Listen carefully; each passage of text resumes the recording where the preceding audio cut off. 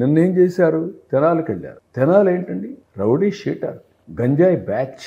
ఈ గంజాయి బ్యాచ్ని అణచివేయడంలో వీళ్ళకు అమ్మకు పెళ్ళానికి వ్యత్యాసం తెలియనటువంటి దౌర్భాగ్యమైన వ్యక్తులు వీళ్ళు. నేను ఎన్నోసార్లు చెప్పాను ముందు, అన్ని సమస్యలు నేను కంట్రోల్ చేయగలుగుతాను, కానీ గంజాయి సమస్య అనేది ఒక అడిక్షన్. ఇది మెనేస్ కాదు. ఒక్కసారి గంజాయికి అలవాటు అయిన వాడు ఇంకా జీవితంలో బయట రాడు. నేను మొన్న తెలంగాణలో నేను అపోజిషన్లో ఉన్నప్పుడు ఒక వీడియో చూశాను, నేను చాలాసార్లు కోట్ చేశాను. ఒక తల్లి గంజాయికి అలవాటైనటువంటి కొడుకుని రోడ్డు మీద చెట్టుకు కట్టేసి నీళ్లు పోసి వాడిని కొట్టి, నువ్వు మారవరా, నువ్వు నా కొడుకు కాదు, నువ్వు సచ్చినప్పుడు ఒకటేరా నువ్వు అని ఆవేదన పడిందంటే ఆ తల్లి ఆవేదన మనం అర్థం చేసుకోవాలి కదా.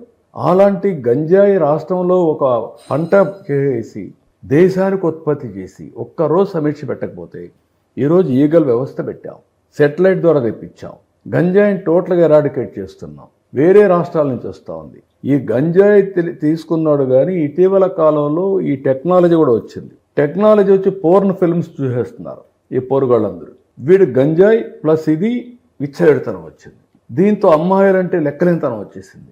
ఇది ఒక పెద్ద మెనేస్ అయితే ఒక బాధ్యత కలిగిన రాజకీయ నాయకుడుగా, ఒక మాజీ ముఖ్యమంత్రిగా సిగ్గుపడాలి. నేను ఆ రోజు ఏం చేశాను, ఏమడిగాం?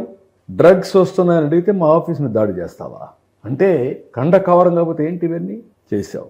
ఇప్పుడు ఆడికి పోయి వచ్చావు. పోయి వస్తే ఏం మెసేజ్ ఇస్తున్నావు? పోలీసు ఏమైనా తప్పు చేస్తే చెప్పు, పై అధికారులు ఎన్క్వైరీ చేస్తారు. కానీ డ్రగ్స్ తీసుకునే వాడి దగ్గరికి, రౌడీ షీట్ దగ్గరికి వెళ్ళి పోలీసుల్ని ఇష్ట ప్రకారం తిట్టి ఎవరైతే విక్టిమ్స్ ఉన్నారో వాళ్ళకి సమాధానం చెప్పే పరిస్థితి కూడా లేకపోతే ఏమనాలి?